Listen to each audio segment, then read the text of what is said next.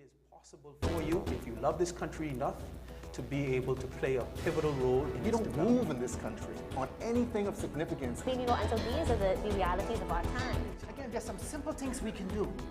We could have changed the duty. Good evening, and welcome to this evening's program. I'm Reynard Rigby, the author of A Blueprint for the Future of the Commonwealth of the Bahamas. The blueprint sets out my ideas and vision for the future of the Bahamas. It is a personal description of how I see the future of my country. It is not a panacea for all our ills, but I believe that it will guarantee a better Bahamas for all Bahamians. The blueprint is also a call for a national conversation about our future as a people. It beckons to us to share our ideas so that we can achieve a collective perspective on our future. It is a call for the full participation of the Bahamian people. I am excited about being engaged in a national conversation focused on ideas, on improving my country. This conversation begins with you, by you sharing your vision and your passion for a better and brighter future.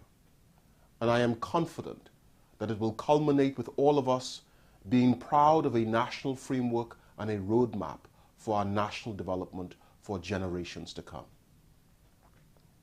As a part of the blueprint, we have started a series of roundtable discussions featuring the voices of Bahamians who are concerned about the future of the Bahamas. You will hear from Andrew Edwards Jr., Anthony Ferguson, Anastasia Hyler, Dr. Andre Rollins, and Philip Simon as they engage in the first roundtable moderated by Dr. Keith Wisdom. I am confident that you will agree that this conversation proves to be provocative and challenges all of us to be better stewards of our future and our destinies. I am particularly proud that each of them felt the passion and, guided by a mutual respect, shared their vision for our country, our future.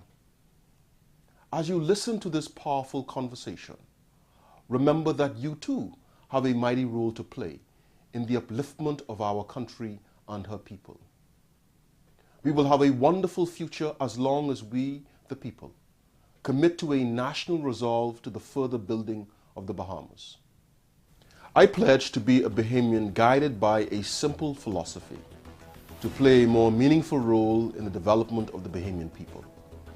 I firmly believe that the Bahamas can be a better nation if all of us share our vision for a better future. Thank you for being a part of the Blueprint, and enjoy this evening's conversation, A Blueprint for the Future of the Commonwealth of the Bahamas. Welcome to the first roundtable on the work, A Blueprint for the Future of the Commonwealth of the Bahamas by Reynard Rigby. The idea was to get a group, and many groups of Bahamians, ordinary citizens, who are interested in this country and changing the way things are done, hopefully for the better.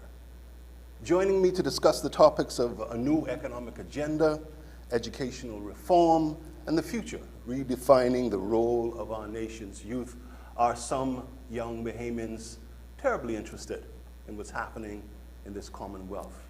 With me today are Andrew Edwards Jr. Welcome to this round table. Our table is not quite that round, but you get the idea. Next to him is Dr. Andre Rollins. Welcome to the round table, Dr. Rollins. How you doing? Fine, Dr. Wilson. Good. And next to me, and I've had a lot of trouble, I was told that I set it up this way, is Anastasia Hyler. Welcome, and we hope to hear what you have to tell us today. Well, thank you for having me, and I certainly hope to give it all that you would have to hear from me. Excellent, excellent. I'm sure everybody knows Tony Ferguson, here to my left. Tony, welcome, and we look forward to your insights. Thank you for having me. I look forward to fruitful discussion. It's a pleasure having you here. And finally, my friend Phil Simon, who I think should be running his own show and getting the views of many Bahamians. Phil, it's just my absolute pleasure to have you and all of us here. But how are you doing? How is business going? How is the Bahamas Chamber of Commerce going? Well, relatively speaking, everything is fine. Okay. I want to get right to it. Our first kind of statement and question deals with the economy and the idea of a new agenda for an economy, an economy that takes into account Bahamians and all those that wish to help us out.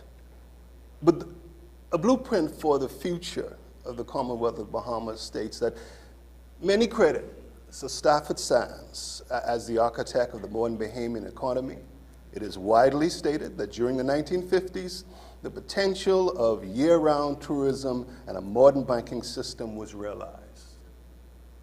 The reality is, since then, the Bahamian economy has not changed much, notwithstanding the repeated calls for its diversification. Our economy is devoid of new ideas, of a new approach. In fact, today, we are facing an economic crisis resulting from poor fiscal planning and, above all, a lack of vision. This said, panelists, and I want to start with you, Tony, I need your reaction. What are your views on a new economic agenda for the Bahamas that is based on a model which places greater emphasis on the creation of Bahamian-owned and operated businesses, and focus on a strong and diverse entrepreneurial base with meaningful incentives and concessions for Bahamian business owners? Well, let's go back a little bit with this Stafford Sands model. That is correct. We have not changed the model since the early 60s. Unfortunately, time has changed, and the country is not changing with the times. Any national development plan that focuses on economics can only ensure diversification through ensuring that entrepreneurs are equipped, regulations are in place, facilities encourages them to diversify and to take risks. Unfortunately, in the Bahamas, we have maintained the status quo for too long. I've maintained for far too long, and I'm glad that Mr. Rigby and others are looking and developing a national plan. We have spoken this many times in the past, but as I see it, we have a Category 5 hurricane in the next 5 to 10 years. We're not putting up any storm shelters. And unfortunately, if we don't do some serious things, make some tough decisions within the next 3 to 7 years, I submit to you that we could find ourselves with the greatest respect and no